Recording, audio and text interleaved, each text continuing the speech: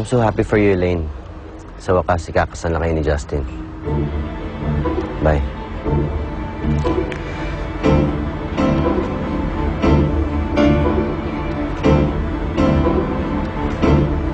Hello, Jessie. Pwede ba akong punta sa inyo? I just have something important to tell you. Bye.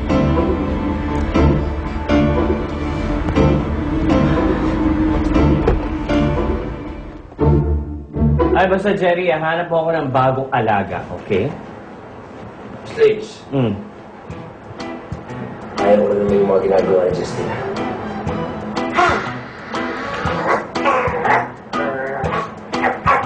Hey! Tigilan mo nga yan! Artistahin ang kailangan ko, ha? Hindi yung alagang ganyan na parang kang asong ulol. Tigilan mo nga ako, anong pinagagawa mo, Jerry? Hello. Sige! Pinapasok ba kita? Ang kapal na mukha. Alika na po.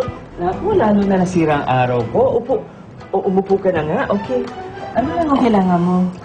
Gusto ko lang malaman, sister. Alam mo ba kung nasa si Justin? Ay, naku, Chiki, Justin na naman. Ano ba? Wala na bang ibang artista dyan na pwede mong ibang intrigahin? Puro Justin? Move on. Well, actually, hindi naman intriga ang habol ko ngayon. Sayang. Sayang eh. Anong pinunta mo rito?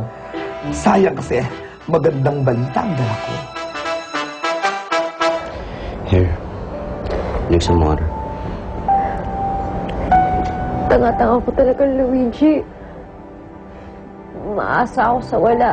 Yung pala ikakasal na sila ni Elaine.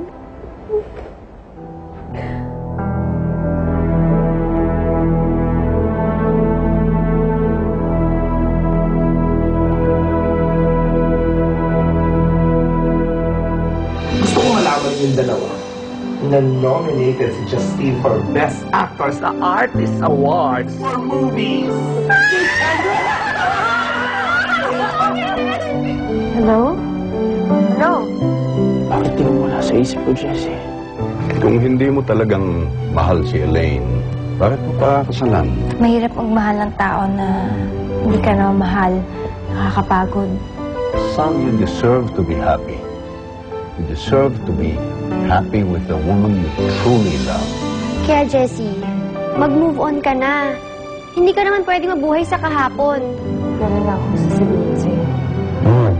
Ay na magpakasal. Justin, thank you talaga at pinagbigyan mo ako dito na umattend ka dito sa Artist Awards. Paano naman ako makakatindi sa'yo? Eh, halos lumuhod ka na sa pakikiusap sa akin. Basta I owe you one.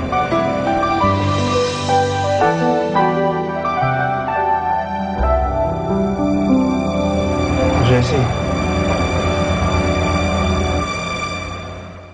I think I've